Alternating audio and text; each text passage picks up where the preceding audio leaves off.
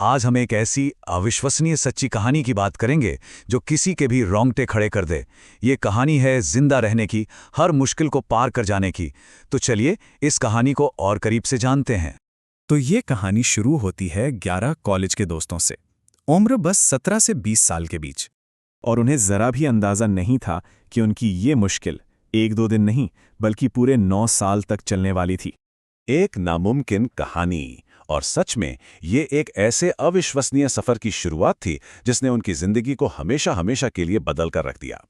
तो हुआ ये कि 5 अप्रैल 1995 का दिन था। इन सारे स्टूडेंट्स ने सोचा, चलो आज ट्रेनर के बिना ही मोटर बोट लेके एक चक्कर लगाते हैं। बस यही वो एक फैसला था जो उन्हें बहुत बहुत महंगा पड़ने वाला था। ग्रुप में जो सबसे बड़ा था, केन जी, उसने कहा, अरे हमें सब कुछ आता है, चलो आसपास एक छोटा चक्कर लगा कर आते हैं। यही तो होता है जवानी का वो जोश, वो लापरवाही, जिसने उन्हें ये फैसला लेने पर मजबूर कर दिया। उन्हें लगा कि भाई वो सब कुछ संभाल लेंगे। और देखिए कैसे सब कुछ बस मिनटों में बदल गया। शुरुआत हुई टोक्यो के ज़ुही बीच पर एक शानदार सुबह से। मजा आ रहा था, लेकिन सिर्फ 10 मिनट बाद किनारा दूर एक पतली सी लकीर जैसा दिखने लगा, और 20 मिनट के अंदर चारों तरफ सिर्फ पानी ही पानी, जमीन का कोई नामो निशान नहीं था। और तभी सबसे बुरा हुआ, स्टीयरिंग व्हील और ब्रेक दोनों जैम हो गए। अब वो बस बेबस थे। उनका सफर अब और भयानक हो गया था। समुद्र में भटकते हुए उनके शुरुआती दिन बहुत मुश्किल भरे थे। सोचिए, खाने पीने का सामान धीरे धीरे खत्म हो रहा था और चारों तरफ बस खुला अंतहीन समुद्र और उसका खौफ। और फिर चौथे दिन एक भयानक तूफान आया। उनकी छोटी सी नाव जैसे कोई खिलौना हो, उसे समंदर की लहरें उछाल रही थीं। इसकी कल्पना करना भी मुश्किल है। घंटों तक मौत का ये नाच चलता रहा। उन्हें पक्का यकीन हो गया था कि बस आज उनका आखिरी दिन है। उस बेकाबू नाव में वो बस एक दूसरे से चिपके हुए थे। और फिर जब सुबह हुई तो उन्होंने एक द्वीप देखा। वो द्वीप उनके लिए जिंदा रहने का एक मौका था। सोचिए जरा, उस द्वीप को देखकर उन्हें कैसा लगा होगा, मानो किसी मरते हुए इंसान को सांसें मिल गई हों। 4 दिनों की नाउमीदी के बाद जब उनके पैरों ने जमीन को छुआ तो एक नई उम्मीद जगी। और यहीं पर ग्रुप के एक लड़के हिरोशी ने जिम्मेदारी संभाली। उसे सर्वाइवल पर किताबें पढ़ने का बहुत शौक था, तो उसने अपने ज्ञान का इस्तेमाल किया और फौरन 3 सबसे जरूरी चीजें तय की। सबसे पहले, रहने के लिए कोई पनाहगाह ढूंढनी है। दूसरा, पानी का कोई पक्का सोर्स ढूंढना है। और तीसरा, आग जलानी है। सबसे जरूरी यही था कि जिंदा रहने के लिए एक प्लान हो। तो प्लान तो बन गया था, लेकिन शुरुआती सालों में जिंदा रहना बहुत मुश्किल था। द्वीप पर एक नया जीवन शुरू करने की चुनौतियां बहुत कठिन थीं। ये सिर्फ शारीरिक नहीं बल्कि एक सामाजिक परीक्षा भी थी। उन्हें नए सिरे से जीना सीखना था, और उन्होंने ये कर दिखाया। उन्होंने एक नया समाज बनाया। सबसे पहले उन्हें मीठे पानी का एक झरना मिला, फिर पत्तियों और टहनियों से एक अस्थायी झोपड़ी बनाई, नुकीले पत्थरों और सीपियों से औजार बनाए। काम का बंटवारा किया, कोई शिकार करेगा, कोई फल इकट्ठा करेगा, कोई कुछ बनाएगा। और सबसे जरूरी, एक नियम बनाया गया कि सारा खाना बराबर बांटा जाएगा। उन्होंने एक पेड़ के तने पर लकीरें खींचकर समय का हिसाब भी रखा। यह सिर्फ पेट भरने का तरीका नहीं था, ये एक तरह का सामाजिक समझौता था, ताकि कोई लड़ाई झगड़ा ना हो। खासकर वो बराबर खाने वाला नियम, उसी ने उन्हें एक टीम बनाकर रखा। और जरा देखिए, 3 साल में क्या से क्या हो गया। जब वो नाव पर थे तो कॉलेज के स्टूडेंट थे, साफ सुथरे कपड़ों में, युवा चेहरे, उम्मीद से भरे हुए। और 3 साल बाद वो कठोर सर्वाइवर बन चुके थे। कपड़ों की जगह फटे हुए छिथड़े थे, धूप से जली हुई त्वचा और आंखों में उम्मीद की जगह एक तरह की हार। वो पुराना इंसान अब कहीं खो चुके थे। लेकिन जानते हैं, शारीरिक चुनौतियों से भी कहीं ज्यादा मुश्किल थी मानसिक चुनौती, उम्मीद को जिंदा रखना। और उन्हें कई ऐसे झटके लगे जिन्होंने उनके जिंदा रहने की इच्छा को बार बार परखा। जैसे अपने तीसरे साल में उन्हें एक गुफा में एक इंसानी कंकाल मिला। सोचिए, ये देखकर उनके होश उड़ गए। ये एक बहुत बड़ा झटका था। ये इस बात का सबूत था कि वो पहले लोग नहीं हैं जो यहां फंसे हैं, और यहां से निकलना लगभग नामुमकिन है।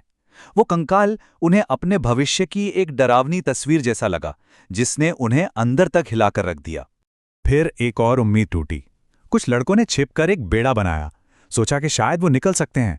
लेकिन एक छोटा सा तूफान आया और उसने उस बेड़े को चकनाचूर कर दिया।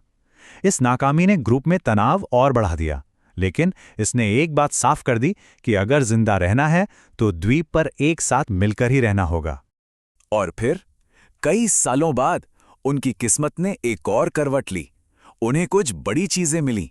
द्वीप पर उन्हें एक वीरान गांव मिला जहां जंगली सब्जियां थीं और मुर्गियों के कुछ वंशज भी। ये उनके लिए एक जैकपॉट जैसा था।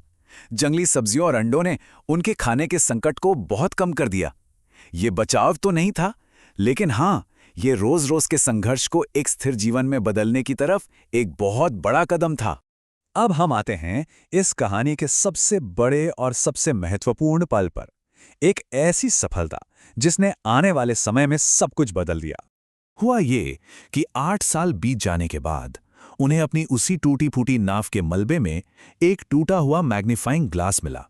कौन सोच सकता है, 8 साल बाद कबाड़ में पड़ी एक छोटी सी चीज उम्मीद की एक नई किरण बन गई। ये एक अविश्वसनीय खोज थी। तो सवाल ये था कि अनगिनत असफल कोशिशों के बाद क्या ये मैग्नीफाइंग ग्लास आखिर काम करेगा? लेकिन ये इतना आसान नहीं था। लगभग 1 साल तक वो कोशिश करते रहे। वो मैग्नीफाइंग ग्लास उम्मीद और निराशा का खेल बन गया था। कभी बादल छा जाते तो कभी सूखी लकड़ी नहीं मिलती। क्या वो इस बार कामयाब हो पाएंगे? सोचिए, लगभग 1 दशक से वो बस इसी एक चीज के लिए तरस रहे थे, आग के लिए।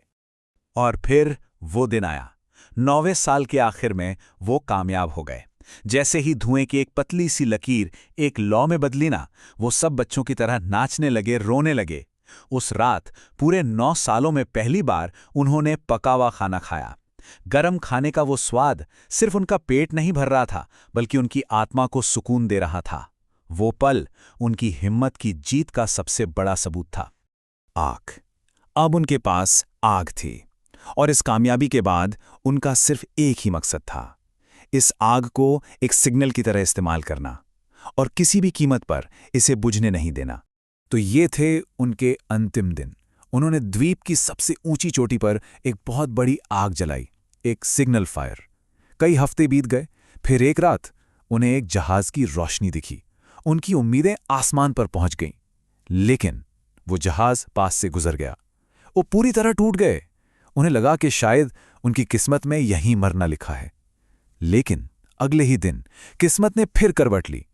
तूफान में रास्ता भटकी एक मछली पकड़ने वाली नाव ने उस अजीब से धुएं को देख लिया, और बस जिज्ञासा में उस नाव के कप्तान ने अपना रास्ता बदला और उन्हें ढूंढ निकाला। तो अगर कोई उनकी जगह होता तो क्या करता? ये कहानी हमें बस यही सिखाती है कि उम्मीद की एक छोटी सी चिंगारी भी कितने घने अंधेरे में रास्ता दिखा सकती है। ये कहानी इंसान की हिम्मत और जिंदा रहने की इच्छा की एक अमर मिसाल है, और ये हमें सोचने पर मजबूर करती है कि जब लगता है कि सब कुछ खत्म हो गया है, तब भी इंसान लड़ने की ताकत आखिर कहाँ से लाता है।